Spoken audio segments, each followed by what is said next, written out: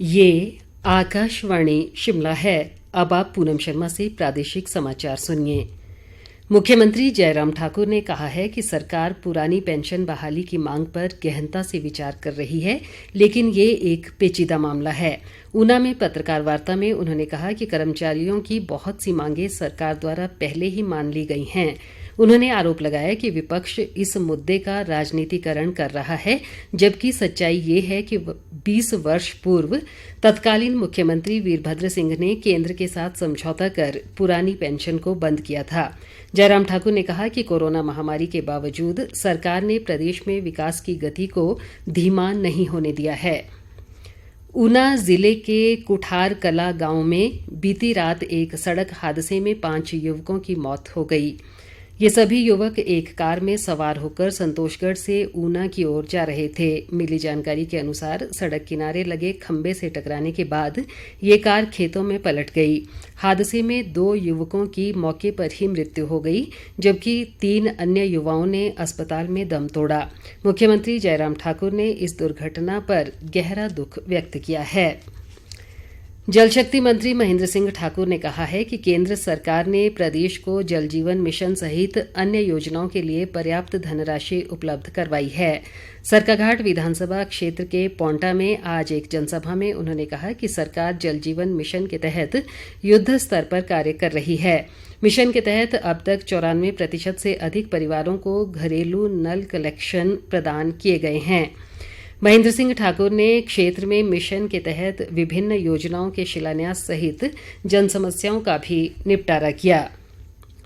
प्रदेश में प्राकृतिक खेती को बढ़ावा देने के लिए सरकार हर संभव प्रयास कर रही है। एक सरकारी प्रवक्ता ने बताया कि राज्य में 9,421 हेक्टेयर भूमि पर प्राकृतिक पद्धति से खेती की जा रही है। करीब 1,71,000 किसानों को प्राकृतिक खेती से जोड़ा गया है। उन्होंने कहा कि प्रदेश की सभी 3,615 पंचायतों में प्राकृतिक खेती मॉडल विकसित करने के साथ ही 100 गांवों को प्राकृतिक खेती गांवों के रूप में परिवर्तित करने की दिशा में काम किया जा रहा है। राज्य में इस वित्त वर्ष में 50,000 एकड़ भूमि को प्राकृतिक खेती के तहत लाने का लक्ष्य है। पंचायती राज मंत्री वीरेंद्र कंवर ने कहा है कि प्रदेश में पंचायत चौकीदारों की पदोन्नति के अवसर देने के लिए नियम बनाए जाएंगे। ऊना जिले के समूर कलां में पंचायत चौकीदारों के राज्य स्तरीय सम्मेलन में उन्होंने कहा कि सरकार ने सामाजिक कल्याण व जनहित से जुड़े विषयों को सर्वोच्च प्राथमिकता दी है।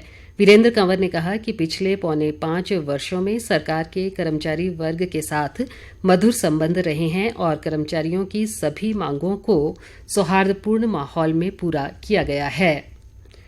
स्वास्थ्य मंत्री राजीव सैजल ने सोलन जिले के कसौली विधानसभा क्षेत्र में आज करोड़ों रुपए की योजनाओं के लोकार्पण किए। एक जनसभा में उन्होंने कहा कि वर्तमान कार्यकाल में राज्य सरकार ने विकास के नए नए आयाम स्थापित किए हैं। उन्होंने कहा कि सरकार का ये कार्यकाल विकास की दृष्टि से सराहनीय व ऐतिहासिक रहा है। इससे पहले स्वास्थ्य मंत्री ने अमृत सरोवर कार्यक्रम के तहत शमलेच में पौधरोपण भी किया। हिम ऊर्जा विभाग द्वारा अनुसूचित जाति उपयोजना के तहत कुल्लू जिले के पतली कूहल में अनुसूचित जाति के बीपीएल परिवारों को आज सोलर लाइटों का वितरण किया गया। शिक्षा मंत्री गोविंद ठाकुर ने 77 परिवारों को ये लाइटें वितरित की। उन्होंने बताया कि जिले में अब तक 304 सोलर लाइटें वितरित की गई हैं और इस वर्ष के अंत तक 745 लाइटों के वितरण का लक्ष्य है। इसी के साथ ये समाचार बुलेटिन समाप्त हुआ।